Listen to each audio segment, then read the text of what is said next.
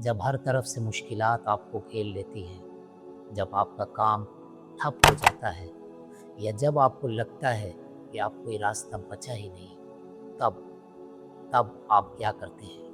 ज़्यादातर लोगों का कहना है कि हालात उनके बस में ही नहीं, वो चाहे जितनी कोशिश कर लें, कोई फ़ायदा ही नहीं। मायूसी उन पर इस तरह हावी होती है कि वो ज़िंदा होते हुए भी दिमागी तौर पर मर जाते हैं। कामयाबी और नाकामी के दरमियान सिर्फ एक चीज़ है, और वो है आपका पहला कदम। आज मैं आपको एक ऐसी कहानी सुनाऊंगा जो ये बताती है कि जब मौत भी सामने हो तो कोशिश करने का नतीजा क्या निकलता है। एक दिन दो मेंढक जंगल में घूमते घूमते गलती से एक घर में दाखिल हो जाते हैं। उस घर में एक बड़ा सा बर्तन मौजूद होता है जो मुकम्मल घी से भरा हुआ होता है। दोनों मेंढक लालच में उस घी से भरे हुए बर्तन में छलांग लगा देते हैं। दोनों की ये लालच उन्हें मौत के मुंह में ले आती है। जैसा कि आप सब जानते हैं कि घी काफ़ी गाढ़ा और चिकना होता है, बर्तन के किनारे काफ़ी ऊंचे होते हैं और वहाँ से निकलना बिल्कुल नामुमकिन होता है।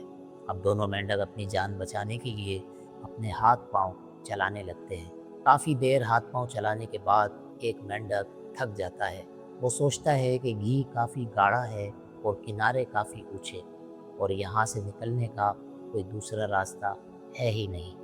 मैं चाहे जितने हाथ पांव चला लूँ, मैं यहाँ से बाहर नहीं निकल सकता। मेरी मौत पक्की है। ये सोचते ही वो हाथ पांव चलाना छोड़ देता है और धीरे धीरे उस घी में डूबकर मर जाता है। अब आता है दूसरा मेंढक। दोस्तों, ये मेंढक अलग ही लेवल का होता है। वो सोचता है हालात ख़राब हैं, यहाँ से निकलने का कोई दूसरा रास्ता भी नहीं, लेकिन जब तक मेरे अंदर सांस है मैं कोशिश करता रहूँगा। वो लगातार पूरी ताकत से हाथ पांव चलाता रहता है। काफ़ी देर गुजर जाती है लेकिन उसकी कोशिश बंद नहीं होती। और फिर वो होता है जिसकी उम्मीद खुद उसे भी नहीं होती। जब आप घी को लगातार चलाते हैं तो वो धीरे धीरे सॉलिड यानी मक्खन बनना शुरू हो जाता है।